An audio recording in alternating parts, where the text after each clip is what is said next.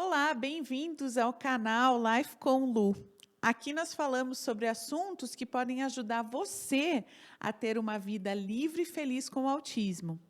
Meu nome é Sheila Rocha, eu sou analista do comportamento e sou mãe do Lucas, que é autista e tem 9 anos. Hoje eu queria conversar com vocês sobre comportamento verbal. Então vamos lá, né? Vamos pensar o que é esse comportamento verbal. Uma das maiores queixas de mães de crianças com autismo, aí na fase do diagnóstico, na primeira idade, independente do grau do diagnóstico desse autismo, é o comportamento verbal. É uma pergunta que todas as mães fazem, né? Será que meu filho vai falar? Mesmo porque na situação aí do autismo, a gente vê, na sua grande maioria, não é uma regra, mas existe um atraso da instalação dos comportamentos verbais. Ou seja, as crianças demoram mais tempo para começar a falar. E isso causa uma grande angústia, né, na família, né? Muitas vezes a mãe até se cobrando se ela está estimulando essa criança de maneira adequada para a fala. E aí surgem várias coisas, né? Surge a família falando lá, mas ele não fala porque o pai dele demorou para falar. Ele não fala ainda porque ele é preguiçoso. Ele não fala ainda porque não vai para a escolinha. Ele não fala porque ele não tem irmão para estimular. Ele não fala porque você não estimula ele. Você fica sozinha com ele em casa, então você não estimula. Mas a gente vai ver que o comportamento verbal é algo que já vem da necessidade da criança em se relacionar com o mundo. Então, por menos estimulada que seja uma criança, ela vai ter algum tipo de comportamento de comunicação. Independente da sua estimulação ou do ambiente que ela vive. É claro que crianças que são mais estimuladas vão ter mais repertório, vão ter mais vocabulário, mas isso não quer dizer que elas não vão falar. Se, por exemplo, a gente criar uma hipótese aqui de colocar essa criança, uma criança neurotípica e uma criança neurodiversa, com autismo, no mesmo ambiente. E evitar a comunicação verbal com essas crianças. Então, digamos que a gente está fazendo um experimento, a gente vai colocar uma criança neurotípica e outra que tem atraso de desenvolvimento, né? E colocar as duas num ambiente onde não se fala com essas duas crianças. A criança que não tem atraso de desenvolvimento, ela vai falar, mesmo que ninguém fale com ela. Ela não vai se tornar uma pessoa muda porque ninguém se comunicou com ela. Porque isso é algo que está já instalado no ser humano. Ele precisa dessa ferramenta para poder se comunicar socialmente e para ter ganhos com isso. Então, por exemplo, um bebezinho, quando ele começa a falar mamá, que é a primeira coisinha lá, o papá, ele vai estar se comunicando com o pai, ou então ele vai estar pedindo alimento. A mesma coisa do mamá. Ele vai estar se comunicando com a mãe e pedindo alimento. Então, são duas coisas imprescindíveis para a sobrevivência desse bebê. Então, é necessário que ele comece a falar papai e mamá. E isso já vem instalado na própria situação de sobrevivência do ser humano, né? Então, é algo que é instintivo. Quando esse processo não acontece, com certeza existe algum atraso de desenvolvimento. Pode ser um atraso transitório, pode ser um atraso temporal, né? Ou seja, ele está acontecendo naquele instante ali por falta de estímulo ou por falta de algum mecanismo de comunicação do cérebro, mas ele pode ser um atraso instalado como um atraso relacionado ao autismo ou algum outro tipo de deficiência. Então, a gente tem que ter bastante cuidado quando fala para alguém, não, ele não está falando por causa disso, daquilo. Não. Se a criança não está falando ou não começou o desenvolvimento desse processo de comunicação verbal, existe alguma dificuldade. Sim, isso deve ser sinalizado lá para o pediatra, deve ser sinalizado até para um especialista. É a hora de procurar uma intervenção especializada. O que também não vai garantir, de repente, um diagnóstico de autismo. né? Eu, por exemplo, no meu caso, eu passei por vários pediatras e eu ouvi as coisas mais diversas. Por exemplo, a mãe, ele desenvolveu uma linguagem alternativa. Ok, porque ele falava coisas que não tinham sentido e não eram palavras, eram só expressões verbais, né? Verbalizações. Mãe, ele não fala porque ele não foi para a escola. Daí eu falei, gente, mas minha filha também não foi para a escola até os 4 anos e falava igual uma maritaca. Então, quer dizer, e ele tinha tanto a família com muito estímulo, oferecendo muito estímulo, quanto a irmã numa faixa etária equivalente, que oferecia também esse grande estímulo. Então, não era uma criança solitária, uma criança que não tinha contato com outras crianças. Então, a escola, né, essa história do pediatra me falar que a escola é porque não ia para a escola, não era muito válida. Que ele tinha uma linguagem alternativa, também não era, porque ele não usava isso, esse balbucio ou essa linguagem alternativa para tentar se comunicar. Ele usava isso como algo que era repetitivo, mas não tinha nenhuma função. Porque mesmo que fosse uma linguagem alternativa, ela teria uma função de comunicação, né? Por exemplo, eu falar que água é água, eu estaria pedindo água. Eu ia falar que banana é bebê. Ia estar pedindo banana. Mas não existia isso com intenção de comunicação. E, além de tudo, existia uma ausência de incentivo comunicatório grande. Por exemplo, a criança não apontava, não pedia nada, tentava, de toda maneira, conseguir as coisas por si só. Ou seja, quando ele queria banana, ele subia em cima da mesa para alcançar a fruteira para pegar a banana. Quando seria muito mais fácil falar banana ou babá ou alguma coisa assim e apontar. Então, essa intenção de comunicação também é comportamento verbal. E se isso também não existe, então temos alguma dificuldade instalada aí, né? Pensar que, por exemplo, uma criança que está nesse... Eu escutei, né, do pediatra falar para mim, mãe, a culpa é sua, você dá tudo na mão dele. Eu falava, gente, eu não dou nada na mão dessa criança.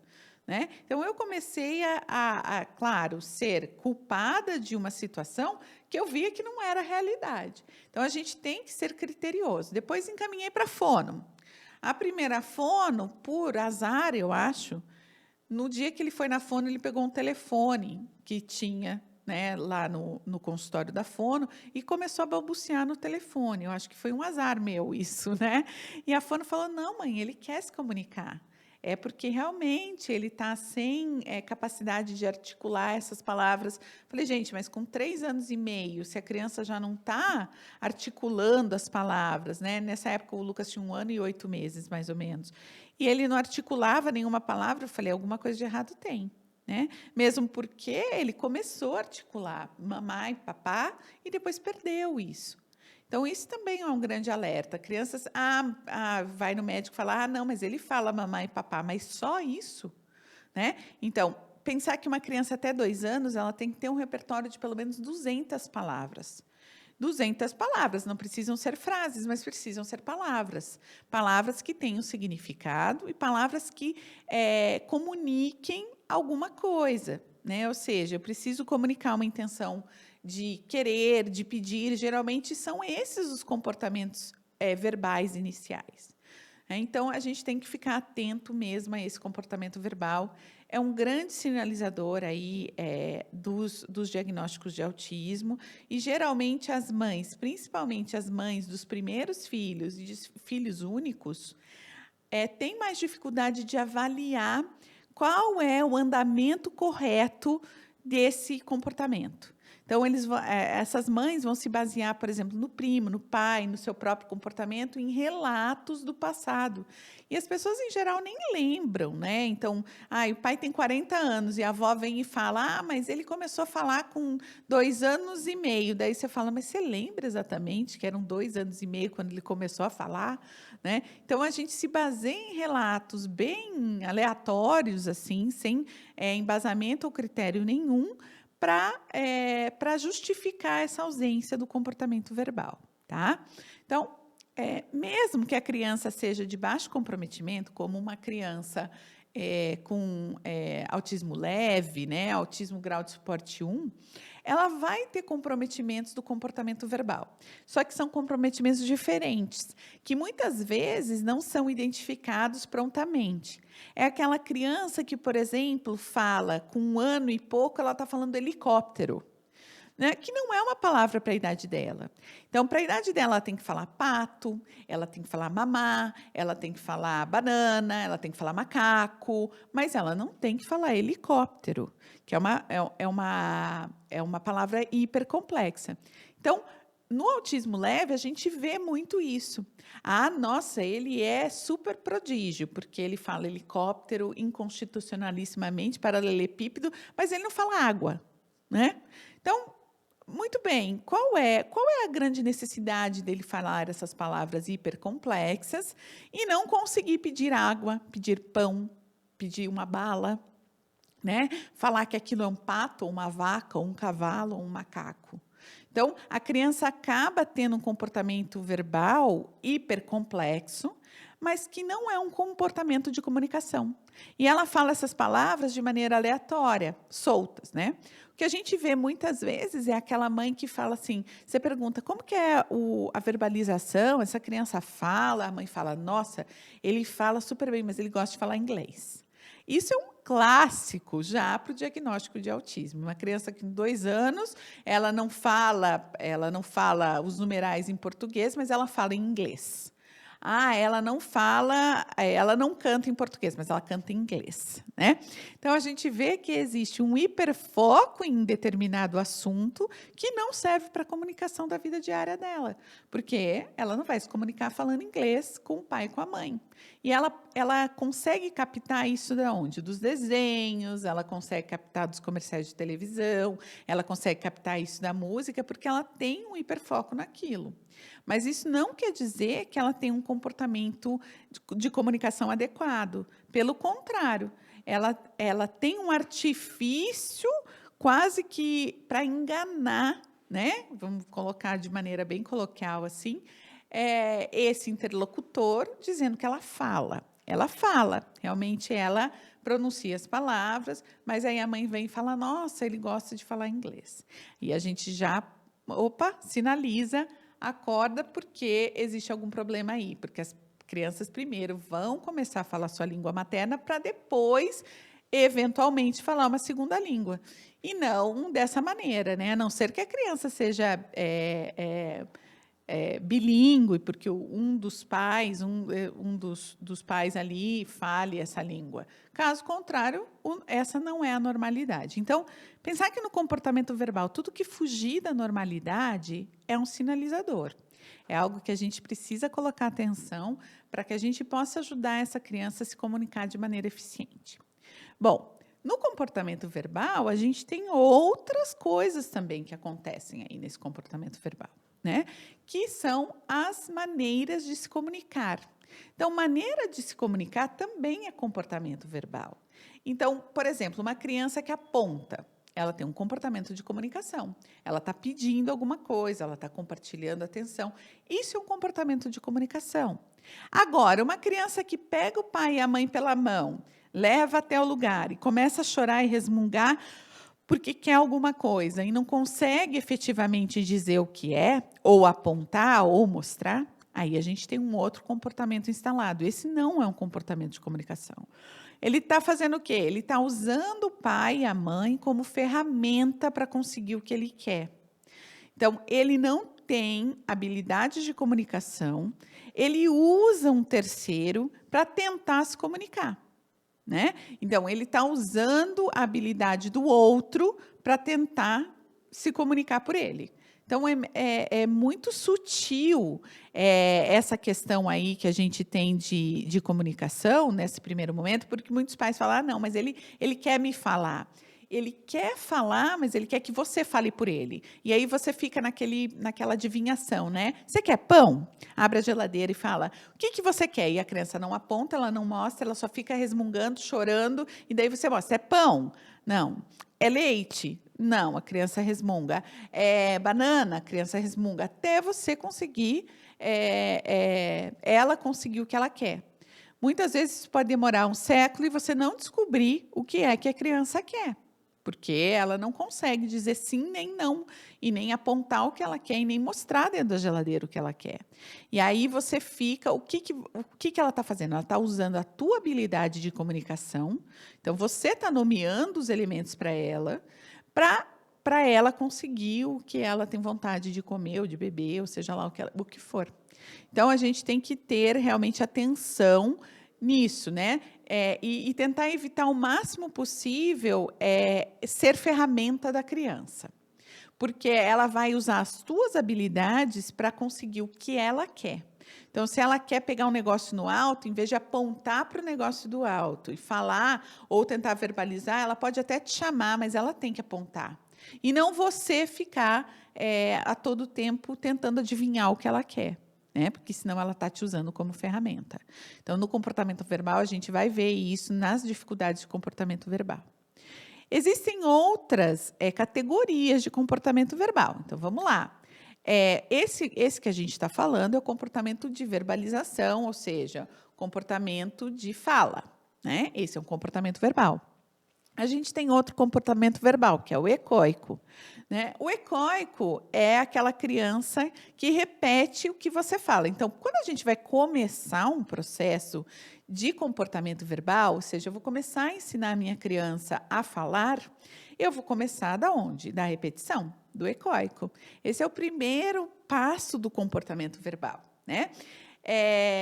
Então, no ecoico, o que eu vou falar para essa criança? Eu vou mostrar o pão.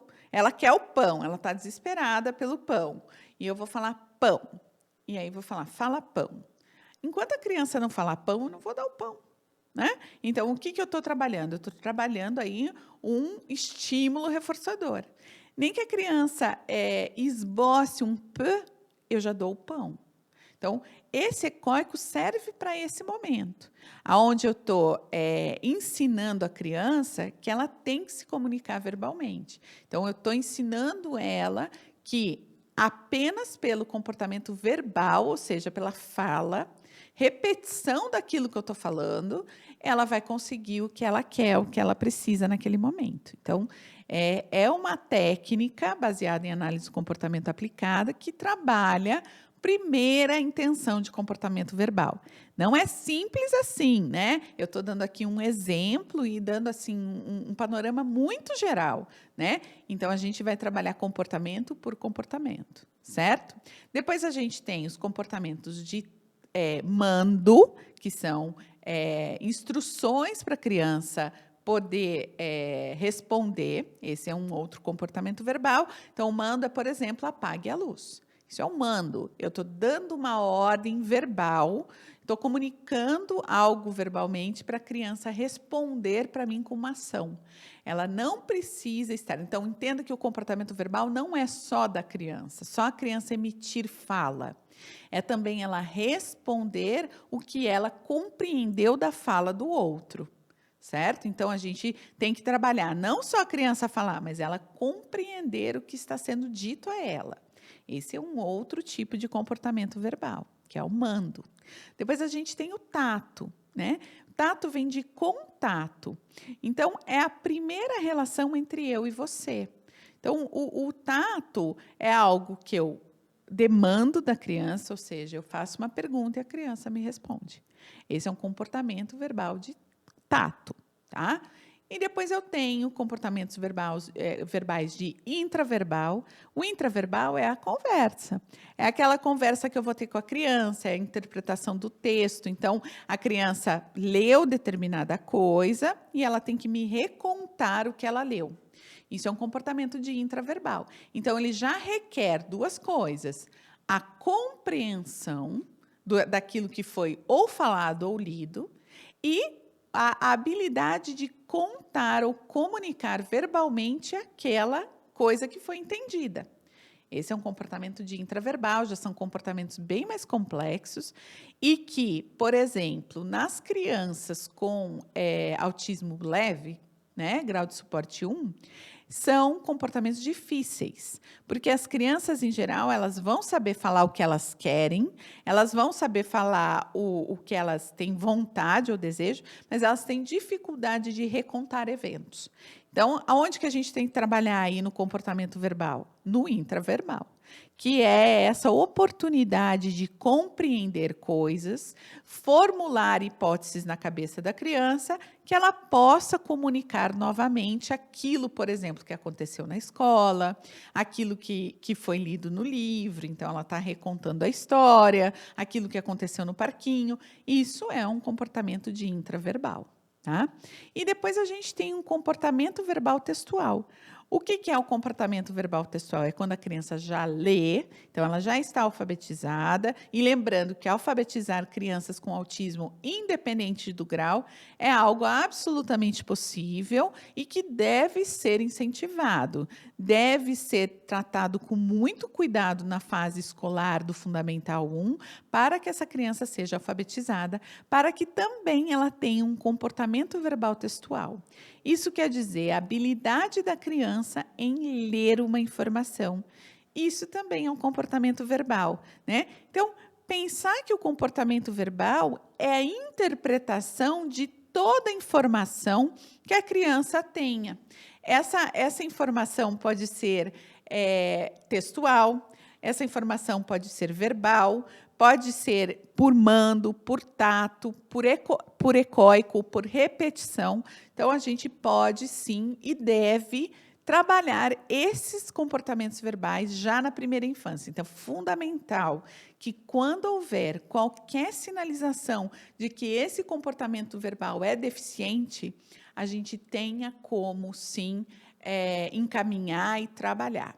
Lembrando que quando o problema é articulatório, ou seja, a criança tem dificuldade de formular os fonemas, aí é a fono que vai trabalhar isso, certo?